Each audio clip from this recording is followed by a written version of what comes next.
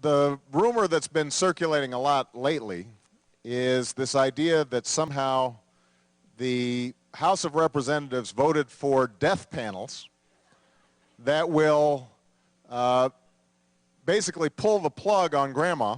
This is going to lead to government-imposed euthanasia. A hospital is filled with people looking for cures.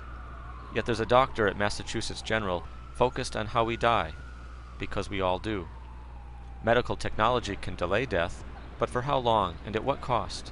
Is length of life the same as quality of life? How do we balance hope with the reality of disease? As a palliative care doctor, Vicki Jackson asks these questions every day, but her work is misunderstood by patients, fellow doctors, and by politicians and the pop culture the most. This isn't about death panels. This isn't about pulling the plug on grandma. It's about helping people do as well as they can with a serious illness. God, I wish they didn't have the serious illness, but if they have it, boy, let's help them do as well as they can. And that's what I hope people think about when they hear the word palliative care.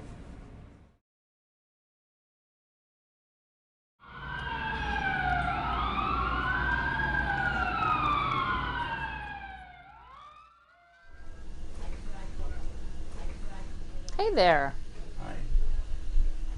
How are you feeling today?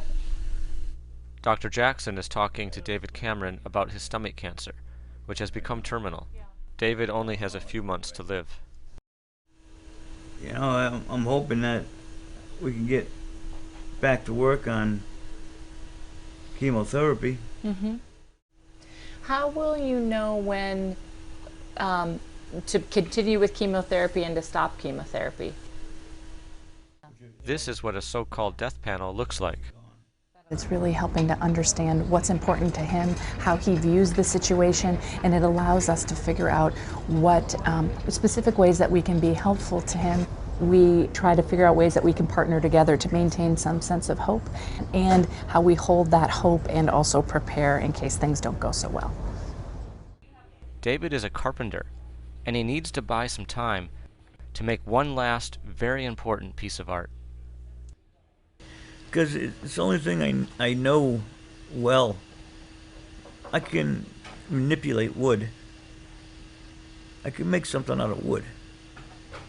I can bend it and twist it the way I want to. And that's probably what I'll end up doing. For my wife, I'll probably take a piece of wood and shape it to the love I have for her. I just want to give her something back that she looks at and she can understand it's me. Which saddens me. Saddens me is I'm gonna miss her.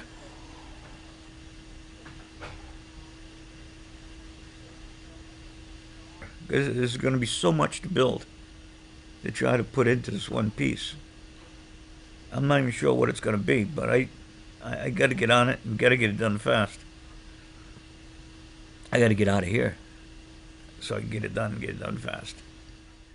It was a tough weekend though, wasn't it? Yeah, it was. Have you ever had pain that was that difficult before? Never.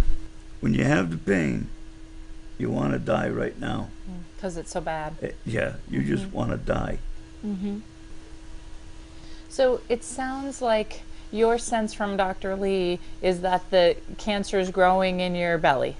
Oh, absolutely. And he's pretty worried about that. Is that your sense? Yeah. Yeah.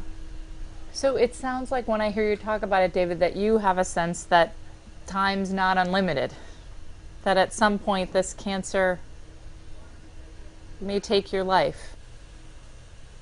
How do you make sense of that day to day? How do you live with knowing that time's shorter than what you'd hope?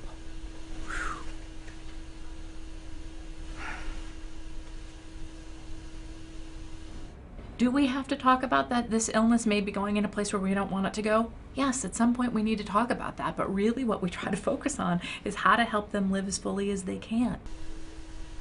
What else is important for us as your care team to know about that's important for that final phase of your life?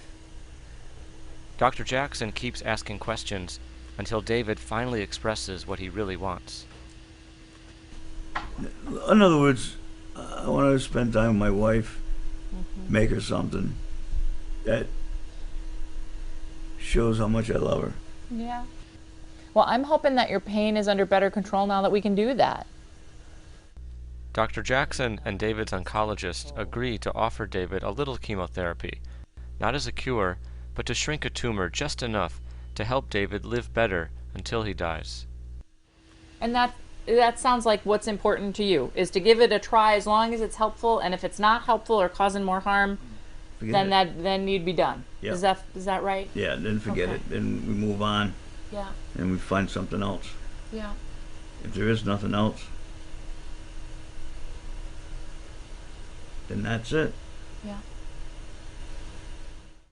To help David cope with his pain, a surgically implanted device delivers medication to the source. Palliative care doesn't shy from aggressive treatments if they can improve quality of life. Chemotherapy is one way to help people, but it's not the only way. And I think making sure his symptoms are in good control and he's spending time with Kelly and the rest of his family, I think is critical. The benefits of palliative care are proven. Dr. Jackson's study of terminal lung cancer patients was published in the New England Journal of Medicine. Those who received palliative care were 50% less depressed, had a higher quality of life, and to everyone's surprise, they actually lived longer.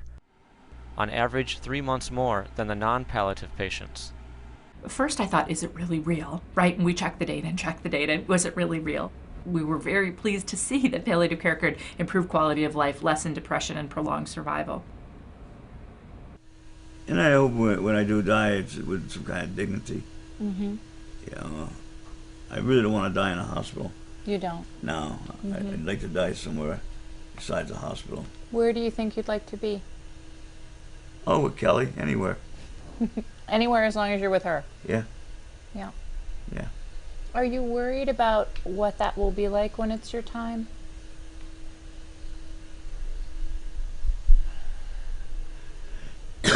No. No, I'm not worried about it. What do you think it'll be like? If I'm with Kelly, I know I can hold her and she can hold me. It's gonna be okay.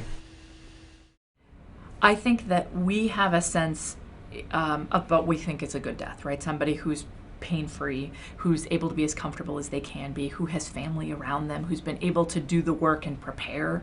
What I worry about is when people die in ways that are not in keeping with what their wishes are, just because nobody had the conversation. To me, that feels like a real tragedy. Dying isn't easy, especially when you know it. I know within a few months. So that makes it a little tougher.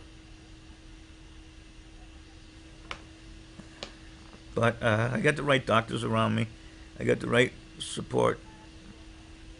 My wife, she's a gem. I come to grips with it. You know, I just feel sorry for people that don't know how to die